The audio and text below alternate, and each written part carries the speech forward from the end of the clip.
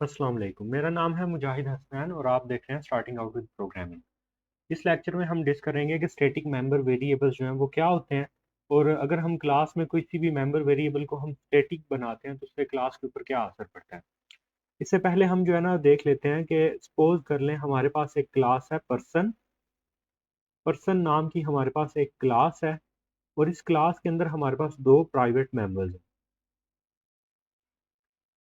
एक है हमारे पास इंट आईडी और दूसरा है हमारे पास स्ट्रिंग नेम।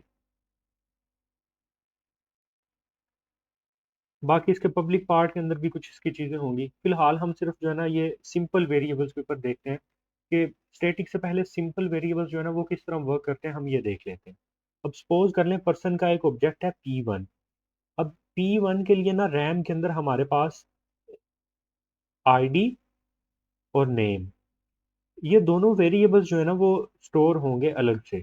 और अगर इसका कोई ऑब्जेक्ट होगा ना दूसरा P2, तो P2 के लिए रैम के अंदर जो है ना वो आईडी और नेम जो है वो अलग से स्टोर होंगे। लेकिन अगर हमारे पास कोई स्टैटिक वेरिएबल होगा ना, सपोज कर ले मैं यहाँ पे लिखता हूँ स्टैटिक इंट एन। अब ये मेरे पास प्राइवेट मेंबर है, ये स्टैटिक है। इंटीजर डाटा टाइप का एक वेरिएबल है एन और ये स्टैटिक है। अब स्टैटिक जो है ना वो रैम के अंदर एक जगह पे क्रिएट होगा, उसका नाम जो है हमारे पास है एन। अब ये जो एन है हमारा, ये P1 के लिए भी वही होगा और P2 के लिए भी वही होगा। यानी ये क्या होगा, ये वेरिएबल शेयर्ड होगा, सारे ऑब्जेक्ट्स के लिए सेम होगा ये। लेकिन अगर आप देखो ना तो हमारे पास जो सिंपल वेरिएबल है आईडी। अब सपोज कर लें अगर P1 की आईडी है 10 और P2 की आईडी है 12, तो दोनों के लिए वो डिफरेंट वेरिएबल और उसका डाटा जो है वो भी डिफरेंट हो सकता है। लेकिन ये जो हमारा स्टैटिक वेरिएबल होगा ना, स्टैटिक वेरिएबल जो है वो शेयर्ड होगा सारे ऑब्जेक्ट्स के लिए। यानी वो कॉमन जो है ना वो होगा सबके लिए। अगर इसकी वैल्यू जो है ना वो 10 है ना, तो P1 के लिए भी वो 10 होगी और P2 के लिए भी जो है ना वो वैल्यू 10 होगी। अब जैसे हमारे पास स्टैटिक वेरिएबल्स है ना, वैसे ही हमारे पास जो है ना वो स्टैटिक फंक्शंस जो है वो होंगे। अब स्टैटिक फंक्शंस जो है ना वो किस तरह काम करेंगे। सपोज कर लें कि हमारे पास जो P1 के लिए सेटर और गेटर फंक्शंस है आईडी के लिए और नेम के लिए, वो P1 के लिए अपने अलग होंगे सेटर और गेटर फंक्शंस, और जो P2 के लिए सेटर और गेटर फंक्शंस होंगे वो इसके लिए अपने अलग होंगे। लेकिन जो स्टैटिक मेंबर फंक्शंस होंगे ना, वो P1 के लिए भी सेम हो, वही से फंक्शन होगा सेम, और P2 के लिए भी सेम वही फंक्शन होगा। और यूजली जो स्टैटिक मेंबर फंक्शंस होते हैं वो हम यूज करते हैं स्टैटिक मेंबर वेरिएबल्स को एक्सेस या उनको मॉडिफाई करने के लिए। और एक और चीज़ है कि अगर हमने कोई भी स्टैटिक मेंबर वेरिएबल लिया है ना, तो उसको क्लास से बाहर आके उसको लाजमी जो है ना हमने वैल्यू इनिशियलाइज करवाना होती है। यानी ये हमारा मेंबर वेरिएबल किस डाटा टाइप का, इंटीजर, तो हम यहाँ पे लिखेंगे इंट और फिर उसके आगे आ जाएगा person, scope resolution operator, N is equal to zero. यानी जो भी हमारा मेंबर वेरिएबल जो है ना वो होगा स्टैटिक, उसको हमने क्लास से बाहर आके इंट मेन से बाहर हमें उसको लाजमी वैल्यू इनिशियलाइज करवाना पड़ेगी। अब ये हम क्यों करते हैं, उसकी वजह यह है कि जो हमारे ये ऑब्जेक्ट स्पेसिफिक वेरिएबल्स है ना, सिंपल वेरिएबल्स, सिंपल वेरिएबल्स को रैम के अंदर तब मेमोरी जो है एलोकेट होती है जब हम कोई भी ऑब्जेक्ट क्रिएट करते हैं। मसलन मैं अगर लिखता हूँ ना पर्सन P1, तो जैसे ही मैं ये स्टेटमेंट लिखूंगा तब P1 के जो मेंबर वेरिएबल्स है ना आईडी और नेम, इनको तब रैम के अंदर जो है ना वो जगह मिलेगी। लेकिन जो हमारा स्टैटिक मेंबर वेरिएबल है ना, जैसे ही हमारा जो कोड है वो कंपाइल होता है ना, अभी हमने इस क्लास का कोई ऑब्जेक्ट लिया भी नहीं है, तो फौरन उसी वक्त जो है ना इसको रैम के अंदर मेमोरी जो है वो इनिशियलाइज हो जाती है, इसको मेमोरी एलोकेट हो जाती है। तो इसलिए ज़रूरी है कि इसको हम किसी वैल्यू से भी इनिशियलाइज करवा दें। अब इसके अलावा इसकी एक और खासियत है स्टैटिक की, कि जो सिंपल वेरिएबल्स हैं वो ऑब्जेक्ट स्पेसिफिक है। यानी अगर हमने उनको कॉल करना है ना, तो हमें उनके ऑब्जेक्ट की मदद से ही हमें उन्हें कॉल करना पड़ेगा। अब P1 के लिए अगर मैंने उसकी नेम और आईडी एक्सेस करनी है, तो उसके लिए मैं उसके लिए लिखूंगा गेट आईडी या फिर गेट नेम। P1 के साथ मैं फिर लिखूंगा गेट नेम। तो यानी वो ऑब्जेक्ट स्पेसिफिक है, उनको सिर्फ और सिर्फ मैं ऑब्जेक्ट से ही कॉल कर सकता हूँ। लेकिन ये जो मेरे स्टैटिक मेंबर्स होंगे, चाहे वो स्टैटिक वेरिएबल है चाहे वो स्टैटिक फंक्शन है, इनको मैं विदाउट ऑब्जेक्ट भी कॉल कर सकता हूँ। यानी अगर मेरी क्लास का कोई भी ऑब्जेक्ट नहीं है ना, अगर मैंने ये P1 भी क्रिएट नहीं किया हुआ, तो इनको मैं स्टिल कॉल कर सकता हूँ। कैसे कॉल कर सकता हूँ? मैं लिखूंगा पर्सन यानी क्लास का नेम, डॉट लगा के आगे जो भी स्टैटिक मेंबर होगा, सपोज कर ले मैं एन को ही कॉल करना चाह रहा हूँ, तो मैं पर्सन डॉट एन लिखूंगा तो मेरा एन जो है वो मैं कॉल कर सकूंगा। यानी इनको हम विदाउट ऑब्जेक्ट जो है ना उसके भी कॉल कर सकते हैं। अब अगर हम इनको विदाउट ऑब्जेक्ट कॉल कर सकते हैं तो इसका ये मतलब नहीं कि इनको हम ऑब्जेक्ट की मदद से कॉल नहीं कर सकते। मैं इनको ऑब्जेक्ट की मदद से भी एक्सेस कर सकता हूँ। अगर मैं P1 के साथ एन को एक्सेस करूँ तो तब भी ये एक्सेसिबल है। तो एक दफ़ा सारी चीज़ें फिर से देख लेते हैं। हमारे पास सपोज कर लें पर्सन क्लास है, इस पर्सन क्लास के अंदर दो सिंपल वेरिएबल्स हैं, प्राइवेट मेंबर्स हैं, आईडी और नेम। अब ये जो सिंपल वेरिएबल्स होंगे ये हमारे पास जो है ना ये ऑब्जेक्ट स्पेसिफिक होंगे। अगर मैं P1 और P2 दो ऑब्जेक्ट्स क्रिएट करता हूँ तो उसका आईडी और नेम अलग होगा, P2 का आईडी और नेम अलग होगा रैम के अंदर। अब इसकी आईडी जो है वो 10 है तो इसकी आईडी 12 हो सकती है, दोनों का डाटा भी डिफरेंट जो है हम वो स्टोर करवा सकते हैं। लेकिन अगर हमारे पास कोई वेरिएबल जो है ना वो स्टैटिक है, जैसे ये स्टैटिक इंट एन है, वो एन जो है वो रैम के अंदर P1 के लिए भी सेम होगा और P2 के लिए भी एक ही जगह के ऊपर जो है ना वो स्टोर्ड होगा। अगर मैं इस एन की वैल्यू जो है वो मैं 10 स्टोर करवाता हूँ तो P1 के लिए भी वो 10 होगी और P2 के लिए भी वो 10 होगी। और एक और चीज़ है कि ये जो ऑब्जेक्ट स्पेसिफिक डाटा होता है हमारा, यहाँ ऑब्जेक्ट स्पेसिफिक वेरिएबल्स हैं, इनको रैम के अंदर तब मेमोरी एलोकेट होती है जब हम इनका ऑब्जेक्ट क्रिएट करते हैं। जैसे ये P1 क्रिएट किया तो इसकी क्रिएशन के टाइम के ऊपर जो है ना वो आईडी और नेम नाम के दो वेरिएबल इसके क्रिएट हो जाएंगे।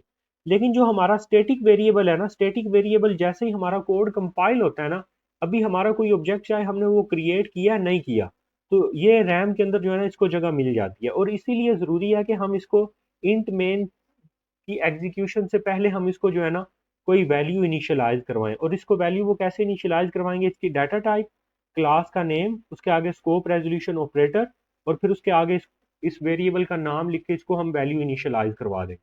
जैसे हमारे पास ये स्टैटिक वेरिएबल्स होते हैं, सेम वैसे ही हमारे पास जो है ना वो स्टैटिक मेंबर फंक्शंस भी होते हैं। ये स्टैटिक मेंबर फंक्शंस हम कब यूज करते हैं? इन स्टैटिक मेंबर फंक्शंस को हम यूज करते हैं अगर हमने अपने इन स्टैटिक मेंबर्स जो कि प्राइवेट होते हैं इनको हमने एक्सेस या मॉडिफाई करना हो। उसके अलावा ये जो हमारे स्टैटिक मेंबर फंक्शंस है ना, इनके अंदर हम सिर्फ स्टैटिक वेरिएबल्स को ही एक्सेस कर सकते हैं।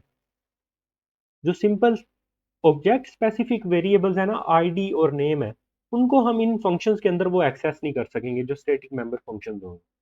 अब एक इसका हम सिंपल प्रोग्राम जो है ना वो कंपाइलर के ऊपर करके देख लेते हैं ताकि हमें पता चल जाए कि स्टैटिक वेरिएबल और स्टैटिक मेंबर फंक्शंस जो है वो कैसे काम करते हैं।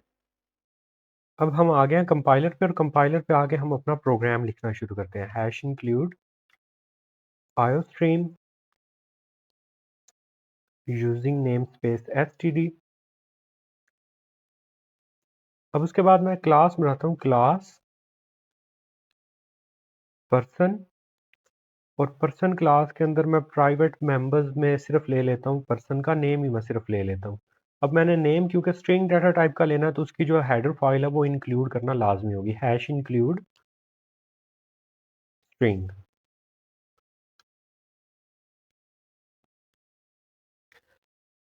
अब मैं यहाँ पे प्राइवेट मेंबर ले लेता हूँ स्ट्रिंग नेम। फिर उसके बाद मैं पब्लिक पार्ट में आ जाऊँगा। पब्लिक पार्ट में आके मैं इसका default constructor, parameterise constructor, setter getter functions और इसका डिस्ट्रक्टर जो है ना वो क्रिएट कर लूँगा। अच्छा, अगर आप यहाँ पे देखो तो मैंने पर्सन क्लास का जो है वो डिफ़ॉल्ट कंस्ट्रक्टर, उसका पैरामीटराइज्ड कंस्ट्रक्टर, उसका सेटर फंक्शन नेम के लिए, गेटर फंक्शन नेम के लिए, और साथ में मैंने जो है ना उसका डिस्ट्रक्टर जो है वो भी क्रिएट कर लिया। और डिस्ट्रक्टर के अंदर फ़िलहाल के लिए कोई स्टेटमेंट भी नहीं है। अब मैंने यहाँ पे इसका डिस्ट्रक्टर क्यों बनाया ये मैं आपको बाद में बताता हूँ। सबसे पहले इंट मेन में आते हैं। इंट मेन में आके हम इसके दो ऑब्जेक्ट्स क्रिएट करते हैं, पर्सन P1 कामा P2। अब P1 को जो नेम है वो मैं असाइन करवा देता हूँ अली, और P2 जो है इसको मैं नेम असाइन करवा देता हूँ हसन। अब उसके बाद इन दोनों का जो नेम है वो मैं स्क्रीन के ऊपर प्रिंट करवाता हूँ। तो मैंने स्क्रीन के ऊपर जो है ना वो दो स्टेटमेंट्स लिखी हैं सी आउट की, एक P1 का नेम प्रिंट करवा रही है और दूसरा P2 की जो नेम है ना वो प्रिंट करवा रहा है। अब इस प्रोग्राम को एक दफ़ा रन कर लेते हैं। अब अगर आप स्क्रीन के ऊपर देखो तो आउटपुट आ चुकी है, P1 का नेम आया अली और P2 का जो नेम है वो मेरे पास आ गया हसन। अब ये थे हमारे पास सिंपल वेरिएबल की जो है ना वो एक डिमॉन्स्ट्रेशन थी कि अगर मैं दो ऑब्जेक्ट जो है ना वो क्रिएट करता हूँ P1 और P2 और उनसे गेट नेम वाला फंक्शन मैं कॉल करता हूँ ना तो वो दोनों का जो अपना अपना नेम है सिर्फ उन्हीं को ही प्रिंट करवाएगा, एक दूसरे का वो नेम नहीं प्रिंट करवाएंगे या कोई एक कॉमन नेम प्रिंट नहीं करवाएंगे, जो उनका अपना स्पेसिफिक वेरिएबल के अंदर नेम स्टोर्ड है वही प्रिंट करवाएंगे। अब हम क्या करते हैं कि हम इस फंक्शन के अंदर जो है ना एक ले लेते हैं static variable, static int count.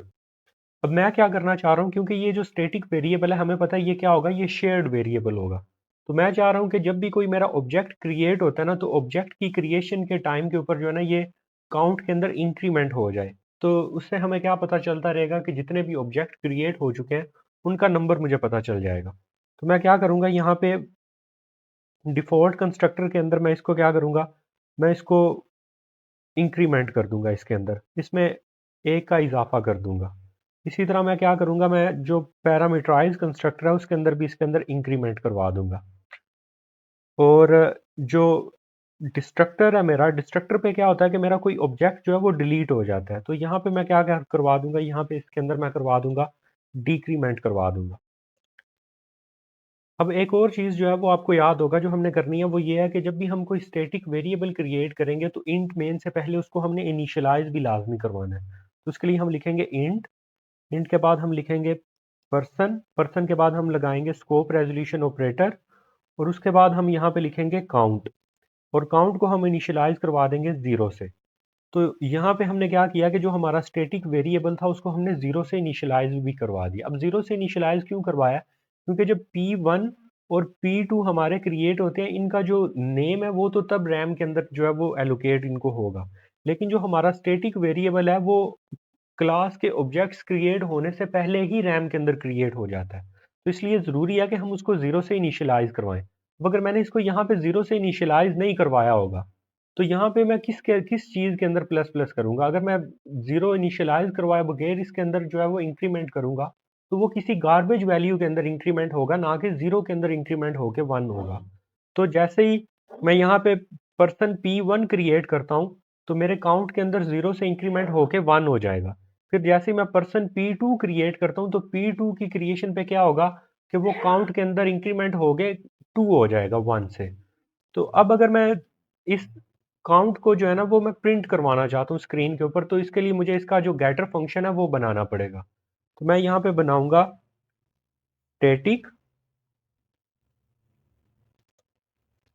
Int gate count और गेट काउंट से मैं रिटर्न करवा दूंगा रिटर्न काउंट। अच्छा, अगर आपको याद होगा तो मैंने आपको बताया था कि जो स्टैटिक मेंबर फंक्शंस होंगे उनके अंदर हम सिर्फ स्टैटिक वेरिएबल्स को ही एक्सेस कर सकते हैं। जो सिंपल प्राइवेट मेंबर्स हैं उनको एक्सेस नहीं कर सकते।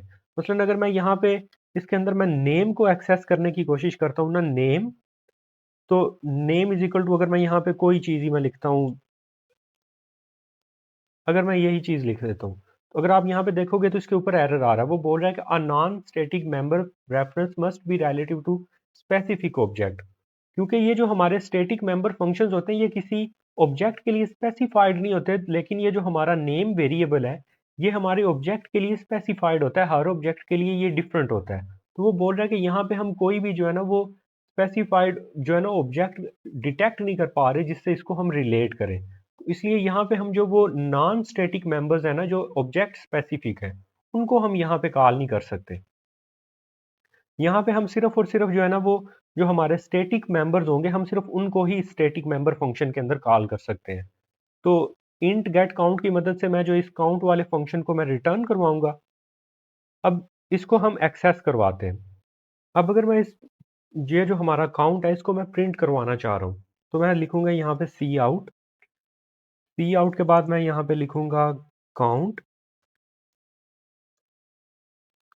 और काउंट के बाद मैं यहाँ पे P1 के ज़रिए पहले इसको मैं ना कॉल करके चेक करता हूँ कि P1 के ज़रिए अगर मैं गेट काउंट को कॉल करता हूँ तो तब स्क्रीन के ऊपर क्या प्रिंट होगा। अब अगर मैं P1 के ज़रिए इसको प्रिंट करवाऊंगा तो तब भी हमारे मेरे पास स्क्रीन के ऊपर 2 प्रिंट होगा और अगर मैं इसको P2 के ज़रिए स्क्रीन पे प्रिंट करवाता हूँ तो तब भी मेरे पास स्क्रीन के ऊपर 2 प्रिंट होगा।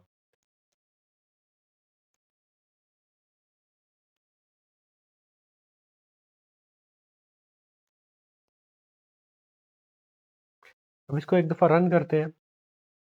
तो यहाँ पे आप देख रहे होंगे कि सबसे पहले P1 के लिए स्क्रीन पे प्रिंट हुआ है अली, फिर P2 के लिए स्क्रीन पे प्रिंट हुआ है हसन, फिर मैंने P1 से काउंट को कॉल किया था तो तब भी स्क्रीन पे प्रिंट हुआ है 2, और P2 से कॉल किया तो तब भी स्क्रीन पे प्रिंट हुआ है 3।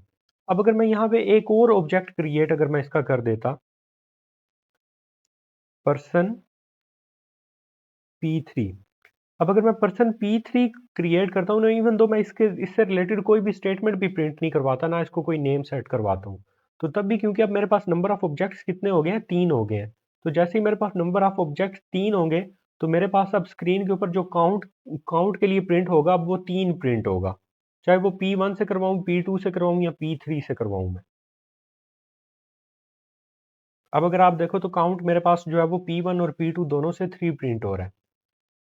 अब वो जो डिस्ट्रक्टर के अंदर हमने किया था कि हम जब कि कोई भी ऑब्जेक्ट जो है उसका वो आउट ऑफ स्कोप जाएगा, तो हम जो है ना वो काउंट से माइनस माइनस करवा दें। अब हम वो भी एक दफ़ा ट्राई कर लेते हैं कि हमने ये जो P3 हमने क्रिएट किया है, इसको हमने इस ब्लॉक स्कोप के अंदर किया है। तो जैसे ही वो P3 स्कोप से बाहर जाएगा तो उसका डिस्ट्रक्टर कॉल होगा, और काउंट में से जो है ना वो माइनस माइनस भी हो जाएगा, यानी डिक्रीमेंट भी हो जाएगा। तो इवन दो हमने 3 ऑब्जेक्ट क्रिएट किए हैं, P3 के लिए जो इंक्रीमेंट हुआ था उसकी क्रिएशन के लिए, वो जैसे ही इसके हम स्कोप से बाहर गए, तो वो उसके लिए डिक्रीमेंट भी हो गया। तो रिमेनिंग जो हमारे पास एक्टिव ऑब्जेक्ट्स हैं वो 2 ही हैं सिर्फ। तो अब सिर्फ उनके लिए जो काउंट है वो प्रिंट होगा। तो वो स्क्रीन के ऊपर 2 प्रिंट होगा। अब अगर आप यहाँ पे देखो तो सबसे पहले P1 के लिए अली प्रिंट हुआ, P2 के लिए हसन प्रिंट हुआ, और जो काउंट है हमारा वो सिर्फ 2 ही प्रिंट हुआ है, क्योंकि जो हमारा P3 था, P3 हमारा जो है वो हमने इस बॉडी के अंदर डिफाइन किया था, और इसका कंस्ट्रक्टर बेशक कॉल हुआ, उसने काउंट के अंदर इंक्रीमेंट किया, लेकिन जैसे ही वो इससे हम आउट ऑफ स्कोप गए तो उसने डिक्रीमेंट किया, और हमारा वो जो स्टैटिक वेरिएबल काउंट था उसमें से जो है ना वो डिक्रीमेंट हो गया। अभी तक तो हमने ये वैसे अब ये देखा कि हम जो है ना वो इसको ऑब्जेक्ट की मदद से कैसे कॉल करेंगे किसी भी स्टैटिक मेंबर को। अब हम ये चेक करेंगे कि इसको हम विदाउट ऑब्जेक्ट हम कैसे कॉल करेंगे। अब अगर हमने इसको विदाउट ऑब्जेक्ट कॉल करना है ना, तो अगर आप यहाँ पे देख रहे हो तो पहले तो हमने यहाँ पे लिखा हुआ P1 डॉट गेट काउंट। अब हम यहाँ पे इसको ऑब्जेक्ट के बगैर कॉल करना चाह रहे हैं, और अगर इसको हमने ऑब्जेक्ट के बगैर कॉल करना है तो हम यहाँ पे लिखेंगे पर्सन, यानी क्लास का नेम। अब क्लास का नेम लिखने पे वो एरर दे रहा है, तो हम यहाँ पे क्या करेंगे, डॉट की बजाय, क्योंकि डॉट ऑपरेटर हम तब यूज़ करते हैं जब हमने ऑब्जेक्ट की मदद से जो है ना कोई चीज़ कॉल करनी होगी। तो हम यहाँ पे अब डॉट की बजाय क्या करेंगे, हम यहाँ पे स्कोप रेजोल्यूशन ऑपरेटर जो है ना उसका यूज़ करेंगे। अब स्कोप रेजोल्यूशन ऑपरेटर लगाने से हम जो स्टैटिक मेंबर्स हैं उनको एक्सेस कर सकते हैं। तो स्टैटिक मेंबर हमारे पास था गेट काउंट, तो गेट काउंट लिखने से अब हम इसको जो है ना वो एक्सेस कर पाएंगे। विदाउट एनी ऑब्जेक्ट हम जो है ना ये फंक्शन कॉल करेंगे अब। तो इसको जैसे ही हम कॉल करेंगे तो स्क्रीन के ऊपर अब जो है ना वो 2 प्रिंट होगा इसके लिए। अब अगर आप देखो तो स्क्रीन पे P1 के लिए अली प्रिंट हुआ, P2 के लिए हसन प्रिंट हुआ, और काउंट हमारा 2 प्रिंट हुआ, जो कि हमने विदाउट एनी ऑब्जेक्ट कॉल किया, हमने क्लास के नेम से उसको कॉल कर लिया। तो स्टैटिक मेंबर फंक्शन की ये जो हमारे पास स्पेशलिटी थी कि हम एक तो ये कि वो सारे के सारे ऑब्जेक्ट्स के लिए शेयर्ड होता है, दूसरा ये कि वो विदाउट एनी ऑब्जेक्ट भी उसको कॉल किया जा सकता है। हम उसको क्लास के नेम के ज़रिए जो है और स्कोप रेजोल्यूशन ऑपरेटर के ज़रिए डायरेक्टली उसको कॉल कर सकते हैं। अब नेक्स्ट लेक्चर में हम ये देखेंगे कि हम कंपोजिशन जो है ना वो कैसे करते हैं, और कंपोजिशन के अलावा जो एग्रीगेशन है वो क्या होती है। और इसके लिए आप क्या करेंगे, आप चैनल को सब्सक्राइब कर लें और साथ में बेल आइकन को भी हिट कर लें ताकि नेक्स्ट लेक्चर की अपडेट आपको मिल जाए। शुक्रिया।